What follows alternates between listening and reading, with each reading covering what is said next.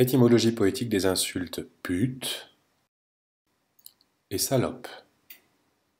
Bon, histoire de voir où tout ça nous mène un petit peu. En attendant, pose ton tel et ose la pose. Allez, ose la pose. Ouvre les yeux et viens écouter un petit peu d'où viennent ces insultes. De noms d'oiseaux. La huppe avait la réputation d'être un oiseau sale. Sale, ça vient d'une racine qui, dans les différentes langues européennes, a donné des mots qui évoquent trouble. Le teint maladif, la pâleur, foncé, terne, malpropre, confus, vicieux. Tout ça, ça résonne et ça se retrouve dans salope. C'est très étonnant le choix de la huppe dans la racine du mot salope, parce que la huppe, c'est l'oiseau qui a été choisi dans le conte initiatique perse d'Attar comme le symbole d'un guide spirituel. Là où notre culture en a fait une salope, d'autres cultures ont fait de la huppe la messagère de l'amour.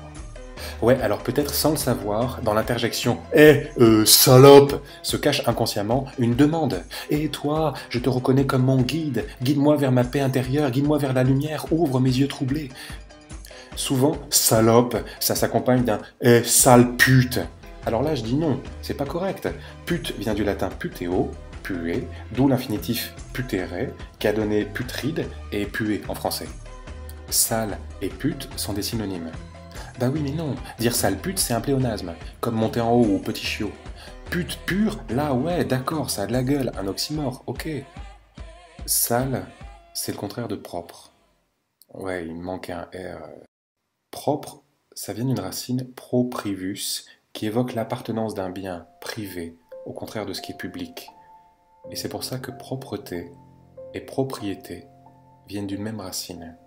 Le sens de soigner, nettoyer du mot propre viendrait de l'inclinaison des hommes à entretenir avec soin ce qui est à eux et à négliger ce qui est à tous. Bon, en même temps, c'est vrai, c'est plus facile de soigner ce qu'on considère être comme ses diamants plutôt que les merdes de tous.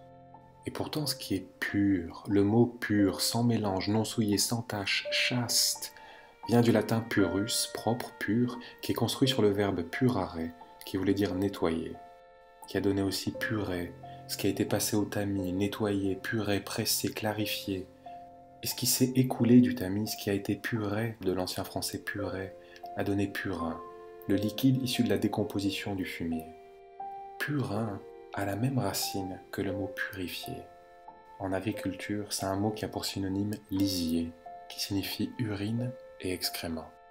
Un oiseau sale en guide spirituel, la racine pure qui donne un synonyme d'excrément.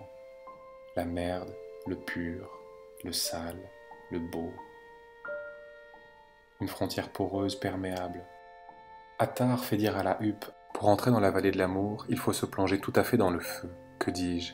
On doit être soi-même du feu, car autrement on ne pourrait y vivre. L'amant véritable doit être en effet pareil au feu. Il faut qu'il ait le visage enflammé, qu'il soit brûlant et impétueux comme le feu. Pour aimer, il ne faut pas avoir d'arrière-pensée. Il faut être disposé à se jeter volontiers dans le feu. Il ne faut connaître ni la foi, ni l'infidélité, n'avoir ni doute, ni certitude. Dans ce chemin, il n'y a pas de différence entre le bien et le mal. Avec l'amour, ni le bien ni le mal n'existent plus.